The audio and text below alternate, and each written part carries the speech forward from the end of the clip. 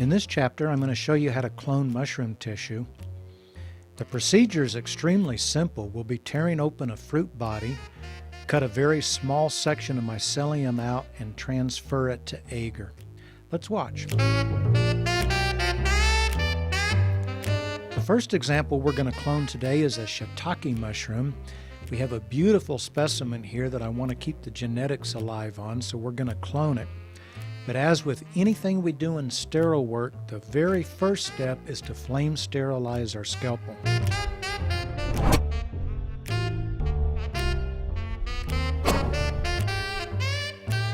You'll notice I tear open the fruit body rather than cutting it. If we were to cut it, there's always a chance that our scalpel is going to push contaminants from the outer edge into the center. Then you'll notice we just kind of drag the scalpel across the tissue a little bit until we get a tiny piece no larger than a grain of rice, and we put that on our agar.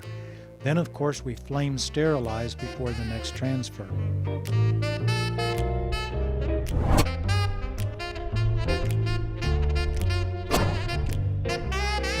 Let's bring our camera in a little bit closer and we'll take one more transfer from this shiitake cap. You'll see here, dragging it really does work to get a piece of tissue on your scalpel. It's a lot easier than trying to dig in and cut a wedge out. This next picture is the second transfer after cloning. I like to put the tissue on agar, and within about 48 hours you'll see the mycelium starting to grow out from your sample. At that point, cut a little bit of mycelium from the leading edge and transfer that to a second petri dish. And then the second petri dish can be used to inoculate either grains or a test tube master for long-term storage.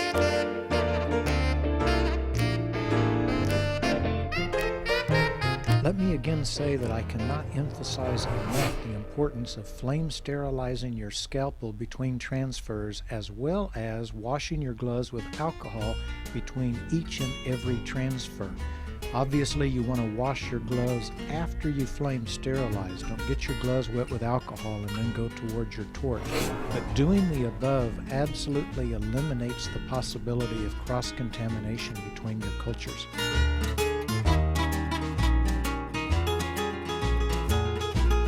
We'll do this one more time with a different species. This time it's Ipsissygus omarius, sometimes referred to as the elm oyster. And as you can see, we'll tear the stem open as we did with the shiitake, and we'll drag our scalpel across it in order to take our sample.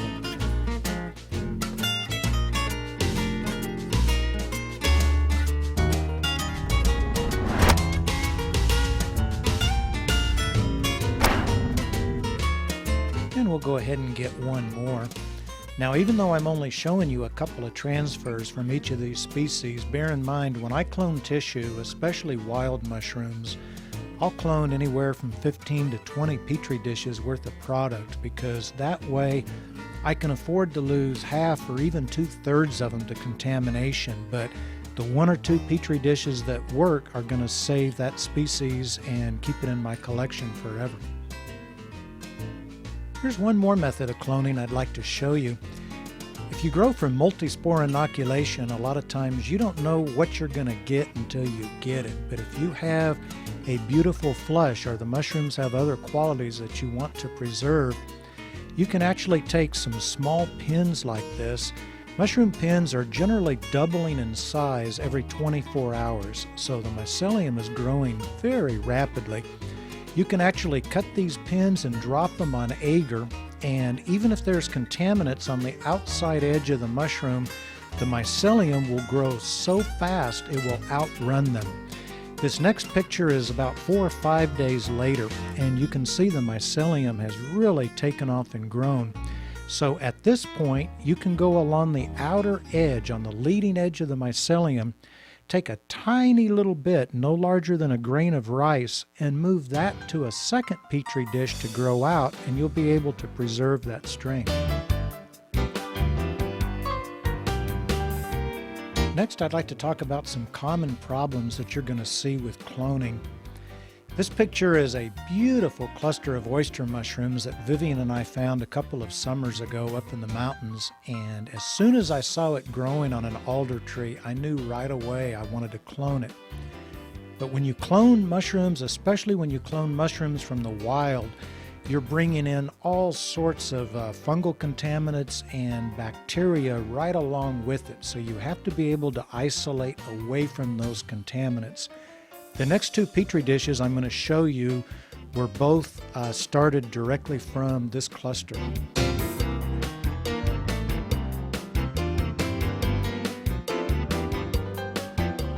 If you look up here in the upper right-hand side, I put a highlight on it, you'll see bacteria. And we really, as mycologists, don't need to worry trying to identify exactly what type of bacteria it is. If you see this white, greasy, milky-looking growth, then you know it's bad. So that section of our Petri dish is no good.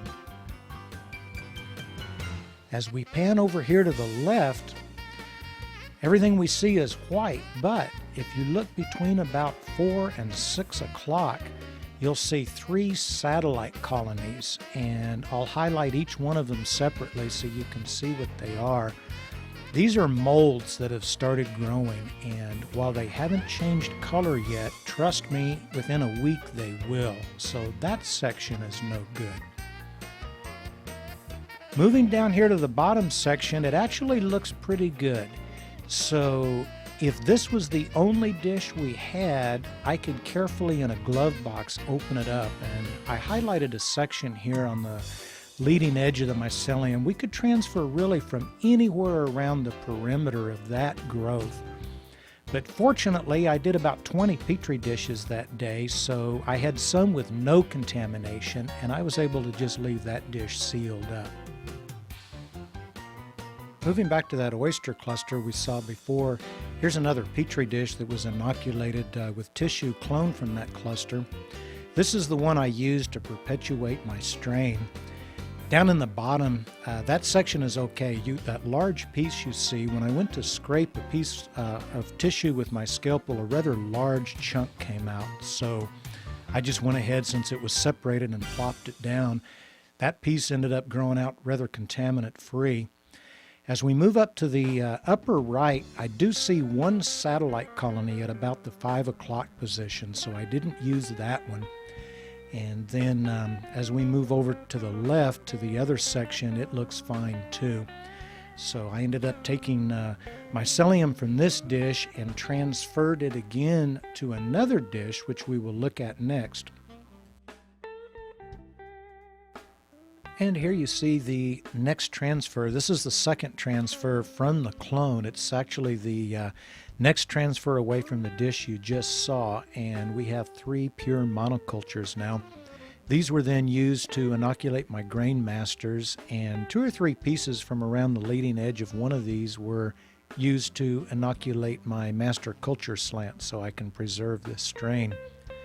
It often takes a lot more than 2 transfers away from an outdoor mushroom to get to this point, but I padded my bed a little bit, and when I brought that mushroom cluster home, I filled up about 20 Petri dishes with clones from that, and each of these Petri dishes has 3 sections, so I ended up taking about 60 clones, and I was able that way to cherry pick the best of the best, and in only 2 transfers I was able to get to this point. If you try to be cheap with your Petri dishes and only make 1 or 2 clones, you're going to end up having to do a lot more transfers in order to get a pure culture, and then your mycelium is going to grow out a lot more on agar, and of course as it grows out you have other problems such as senescence. So taking the maximum number of clones that you can afford the Petri dishes to do is always a good idea, because this gives me a very low what we call p-value by having mycelium that hasn't grown out very much to get to this point. And here you see Vivian holding a bowl of mushrooms from our very first harvest after cloning this oyster cluster. And of course we've had many more harvests since that time. Well, now that you've had a chance to see what it looks like when things go as we plan them, this chapter wouldn't be complete without letting you see what it's like the way we don't plan it. This is Trichoderma, the forest green mold, and this was also inoculated with tissue from that mushroom cluster that you saw earlier. And I see no redeeming qualities whatsoever on this petri dish. Sometimes you'll have a little bit of mushroom mycelium trying to ease out from around the mold, and in a case like that, you can actually put the dish into a glove box, or better yet, a clear plastic trash bag, and you can reach in and transfer your mushroom mycelium to a new petri dish. And often doing that, you can make 2 or 3 transfers a couple of days apart, and you can end up with a pure culture, even though your original sample was contaminated. I show this petri dish because I want to make the point very clear. If you have a laminar flow hood, whatever you do, never open a petri dish like this one in front of your flow hood, because the breeze from your hood will blow the spores everywhere. They'll get all over you, they'll get all over your house, the walls. Your future crops will be destroyed. So if you do need to transfer away from contaminants, use a plastic trash bag or a glove box, but never a flow hood.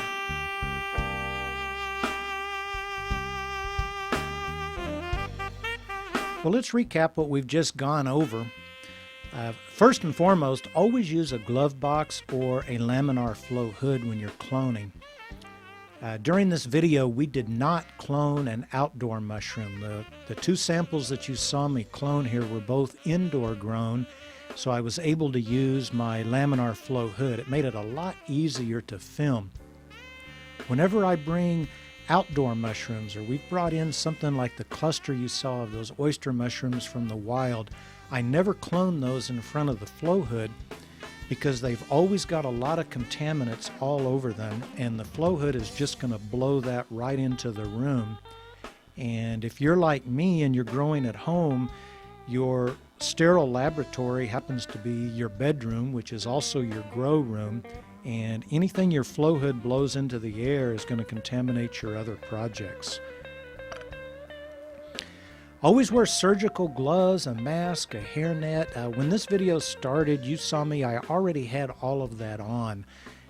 So rather than use up 10 minutes of time in this section with you watching me put the gloves on, I already had that done. But you need to put on the gloves. I use Tyvek wrist sleeves, and once I get the latex gloves on, I always pour alcohol in my hands and wash the gloves very well. I cannot emphasize enough how important it is to flame sterilize your scalpel red hot before starting work, and again in between each and every transfer. If you transfer one piece of contaminated tissue and then you don't sterilize your scalpel, you're going to contaminate every single thing you transfer after that point. So play it safe. Even when you're transferring indoor grown mushrooms that you think are clean, even when you're transferring from one beautiful petri dish to another, flame sterilize between every single transfer. When you bring wild mushrooms home, always wash them down with iodine prior to putting them in your sterile work area. This is going to knock the bacteria back, and without really shocking the mushroom mycelium. What I'm finding a lot with people in the online forums is when they do cloning, they often will dip their tissue into hydrogen peroxide. And I just don't recommend that at all, because the peroxide is also damaging to your mushroom mycelium. So now you're making a transfer to agar, but your transfer has just been shocked, and it's going to have to recover from the hydrogen peroxide, and you don't give it a head start.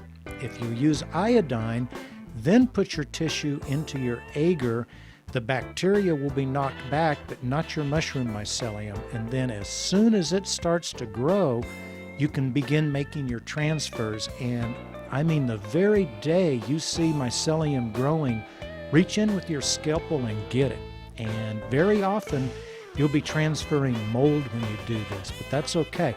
Transfer every single growth you see and transfer that into a new petri dish. Within a week or so, the mold will change colors and you can just throw those dishes out. But by doing it that way, you get the healthy mycelium and you transfer that away from the contaminants. And again, always transfer the healthy mycelium away. Don't try to reach into a contaminated dish and cut the contamination out, because doing so is going to release billions of contaminant spores, and they're just going to land right on top of your mushroom mycelium, and you're not going to gain anything. So if you do have a contaminated petri dish and you have some healthy mycelium along with it, number one, never open it in front of your flow hood, because that's just going to send those contaminant spores airborne. So get out a clear plastic trash bag and put your work in there, or use a glove box. I prefer the plastic trash bags because as soon as I make the transfers, I can throw the bag away. If you use a glove box, you just have to clean it up. But the important thing to remember is always transfer the healthy mycelium and leave the contaminants alone. And I can't emphasize this enough either. Never open a contaminated petri dish or jar or anything else in front of a laminar flow hood. That is a big mistake. So happy cloning.